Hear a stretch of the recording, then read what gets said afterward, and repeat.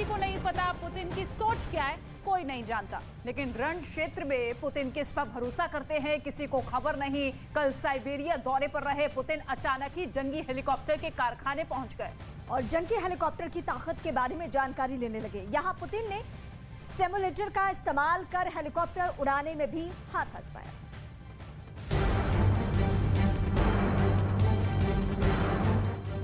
NATO के सामने रूस घुटने नहीं टेकेगा, ये बात पुतिन कई बार दोहरा चुके हैं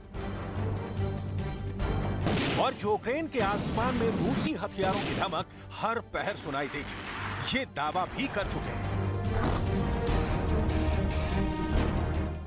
इस तस्वीर को देखिए, जगह है दक्षिणी साइबेरिया, जहां के हेलीकॉप्टर कारखाने में पुतिन बिना किसी इत्तला के खुद जा पहुंचे हैं। जंगी हेलीकॉप्टर पर खुद हाथ आजमा रहे हैं और अधिकारियों के साथ उसके दम को भी जान रहे हैं।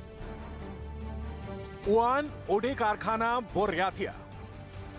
पुतिन बिना किसी पूर्व सूचना के दक्षिण साइबेरिया के इस जंगी हेलीकॉप्टर के कारखाने में पहुंच गए। क्रेमलिन इस प्लांट को रूसी हेलीकॉप्टर के प्रमुख कारखानों में से एक बता चुका है। यहां पुतिन ने कारखाने के सिमुलेटर का इस्तेमाल करके एक हेलीकॉप्टर उड़ाने में अपना हाथ आजमाया।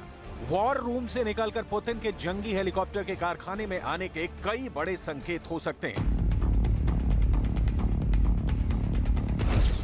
संकेत नंबर 1, महायुद्ध में दम भरने वाले हैं। संकेत नंबर 2, यूक्रेन पर बारूद की बरसात तेज होगी। संकेत नंबर 3, मिसाइलों के बाद अब हेलीकॉप्टर से अग्निवर्षा होगी। संकेत नंबर 4, जंगी हेलीकॉप्टर से यूक्रेन की जमीन छलनी होगी।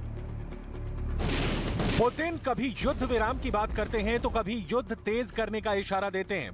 पुतिन आज आखिर क्यों खुद बारूद खाने में जा पहुंचे? गए तो वहां खुद हथियारों का जखीरा क्यों देखा? दम दिखाने वाले जंगी हेलीकॉप्टर की जानकारी क्यों ली?